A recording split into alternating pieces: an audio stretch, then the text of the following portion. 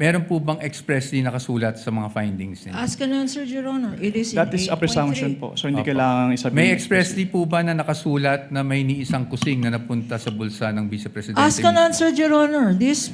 wait, don't answer. Uy. That question, Your Honor, has been asked and answered. We ask for Sustain- ruling, Your Honor. Sustained counsel, I think where you're getting at, modify your question. You can get it. Okay.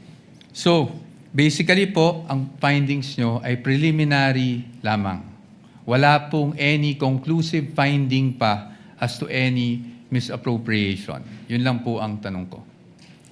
Ang sabi kasi sa circular, upon failure to liquidate, No, meron I ng am presumption. Your Honor, Ask and answer, Your Honor. No, He the already witness- said... asking if it's... The witness is not responsive. Kindly respond. I think the question is quite simple, Yun lang naman Mr. po. Wamil. Preliminary pa lang. So wala pang any conclusive finding as to any misappropriation. Yun na lang po. Para lang po masagot nyo na ng diretso.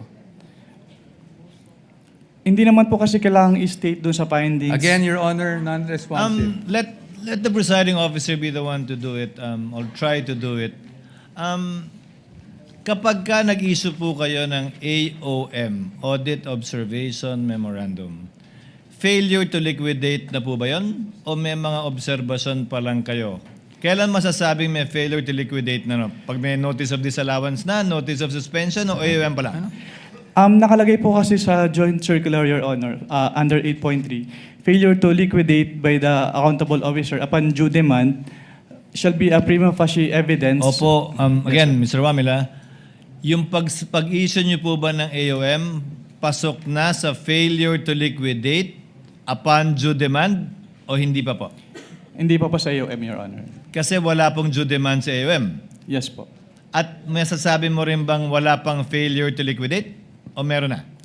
Pag sa AOM po wala, pero pag sa NS po, since meron ng first issuance which is considered as demand, so meron na po sa NS. So, As per AOM siya. wala pa. Pag NS, Meron meron ng demand at Opo. meron ng failure to liquidate. Opo, since sa AOM po, nire-require na silang i-justify and i-submit yung mga documents na hindi nila na-submit. Pero sa AOM, wala pa nga ganun. Yes po, Your Honor. Okay.